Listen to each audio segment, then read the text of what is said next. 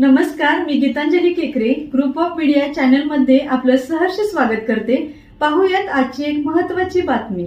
कोडोली इथं भोसलकी परिसरामध्ये तसेच वल्लरवाडा परिसरामध्ये नयनकुमार चोपडे, मोहन देसाई आणि अजय देसाई यांची घरं आहेत।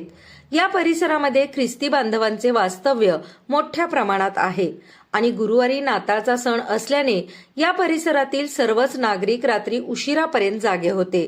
स्वतः नयन चोपडे आणि त्यांच्या घरचे लोक पहाटे 3 वाजेपर्यंत जागे होते।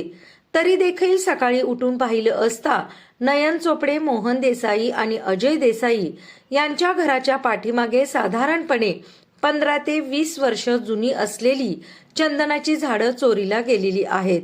विशेषतः नयन चोपडे हे वर्षभर पुण्यामध्ये राहत असून ते केवळ नाताळच्या सणासाठी गावाकडे आले होते आणि नेमके ते गावाकडे आले असतानाच त्यांच्या परसबागेतील चंदनाचे झाड चोरीला गेलेले आहे।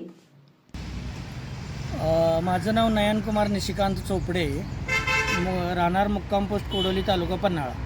मी चोपडे गल्ली या ठिकाणी वास्तव्यास आहे आणि त्या ठिकाणी माझा बंगला आहे। बंगल्याच्या आवारामध्ये चंदनाची 2 झाडं आहेत। त्यापैकी एक झाड मोठं होतं, ते झाड रात्री चोरट्यांनी मध्यरात्री कधी कापून नेलं हे आम्हालाही कळलं नाही। आमच्याच घरातलं म्हणजे प्लॉटमधलं एक झाड कापून नेलं। त्याचप्रमाणे आमच्यासमोर शेजारी मोहन देसाई म्हणून राहतात, त्यांच्या घरातलं एक झाड चोरीला गेलेलं आहे आणि अरुण देसाई म्हणून आहेत, त्यांच्या घरातलं एक झाड चोरीला गेलेलं आहे। अशा प्रकारे चोरट्यांनी एकाच रात्रीत 3 झाडं चोरीला पळवून नेलेली आहेत। आणि महत्त्वाची गोष्ट म्हणजे ही रात्र ख्रिसमसची असून सगळीकडं रोषणाई केलेली आहे आणि इतक्या रोषणाईमध्ये आणि इतका उजेड असताना देखील ही चोरी होते, ही एक म्हणजे लांछनास्पद गोष्ट आहे की एवढ्या मनुष्यवस्तीतून अशा प्रकारची मौल्यवान झाडं जर चोरीला जात असतील तर नक्कीच विचार करण्यासारखी गोष्ट आहे।